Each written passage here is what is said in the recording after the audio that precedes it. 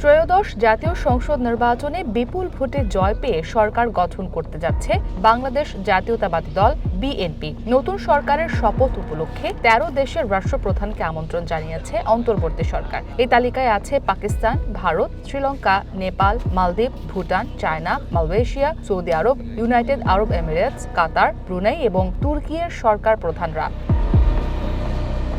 তবে আমন্ত্রণ পেলেও শপথ অনুষ্ঠানে আসার সম্ভাবনা নেই ভারতের প্রধানমন্ত্রী নরেন্দ্র মোদীর, কারণ আগামী ১৭ ফেব্রুয়ারি দেশটিতে সফরে আসবেন ফ্রান্সের প্রেসিডেন্ট ইমানুয়েল ম্যাক্রো। একই দিনে মুম্বাইয়ে দুই দেশের নেতার বৈঠকেরও কথা রয়েছে। পূর্ব নির্ধারিত এই বৈঠক সূচি থাকাতেই ঢাকার অনুষ্ঠানে যোগ দিতে পারছেন না নরেন্দ্র মোদী। অবশ্য মোদী না এলেও তারেক রহমানের শপথ অনুষ্ঠানে ভারতের পক্ষ থেকে একজন জ্যেষ্ঠ নেতা প্রতিনিধিত্ব করতে পারেন বলে জানিয়েছে একাধিক সূত্র। প্রধানমন্ত্রীর বদলে দেশটির উপরাষ্ট্রপতি বা পররাষ্ট্রমন্ত্রী অংশ নিতে পারেন শপথ অনুষ্ঠানে। ভারতীয় কর্মকর্তাদের বরাত দিয়ে হিন্দুস্তান টাইমস জানায়, ভারত বাংলাদেশের সঙ্গে তাড়াহুড়ো করে সম্পর্ক পুনর্গঠনের চেষ্টা করতে চায় না। যদিও সম্পর্ক তলানিতে নেমে যাওয়ায় তা পুনর্গঠন করা এখনো দিল্লির কাছে অগ্রাধিকার। আরেকটি সূত্র বলছে, অনুষ্ঠানে পাকিস্তানের প্রধানমন্ত্রী শেহবাজ শরীফকেও আমন্ত্রণ জানানো হয়েছে। এমন পরিস্থিতিতে একই মঞ্চে ভারতের পক্ষ থেকে উপস্থিতির বিষয়টিও বিবেচনায় রয়েছে।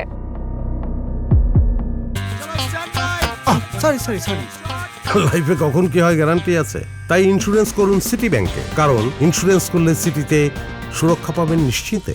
এদিকে নির্বাচিত সরকারের শপথ অনুষ্ঠানে ভারতের প্রধানমন্ত্রী নরেন্দ্র মোদীকে আমন্ত্রণ না জানানোর দাবি তুলেছেন এনসিপির মুখপাত্র আসিফ মাহমুদ সজীব ভুঁইয়া। শনিবার রাতে এনসিপির কার্যালয়ে তিনি বলেন, ভারতের প্রধানমন্ত্রী নরেন্দ্র মোদী যদি বাংলাদেশের কোনো সরকারের শপথ অনুষ্ঠানে আসেন, তাহলে তাদের ভাবতে হবে তারা সেই শপথ অনুষ্ঠানে যাবেন কিনা। নরেন্দ্র মোদী যদি বাংলাদেশে কোনো সরকারের শপথ গ্রহণ অনুষ্ঠানে আসে, তাহলে আমাদেরকে ভেবে দেখতে হবে আমরা সেই শপথ গ্রহণের নির্লজ্জ অনুষ্ঠানে উপস্থিত হব কি হব না। ১২ ফেব্রুয়ারির নির্বাচনে বিএনপির জয়ের পরপরই ভারতের প্রধানমন্ত্রী নরেন্দ্র মোদী তারেক রহমানকে টেলিফোনে অভিনন্দন জানান। একই সঙ্গে এক্স বার্তায় মোদী জানান, তারেক রহমানের সঙ্গে কথা বলে তিনি আনন্দিত।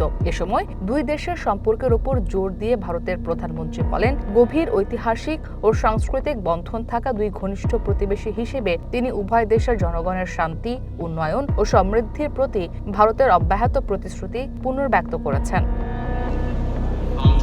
ইসরাত মুক্তি, ওয়ান ইন্টারন্যাশনাল ডেস্ক।